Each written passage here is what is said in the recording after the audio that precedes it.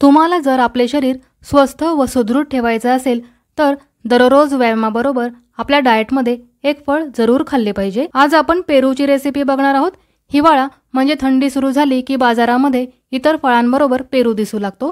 पेरूमध्ये fibre भरपूर प्रमाणात असतात, यामुळे हार्टसाठी पेरू खूप चांगला आहे। पेरू खाल्ल्याने कॉन्स्टिपेशन दूर होते, त्याचबरोबर पेरू कोलेस्ट्रॉलही कमी करतो आपल्या शरीरातील।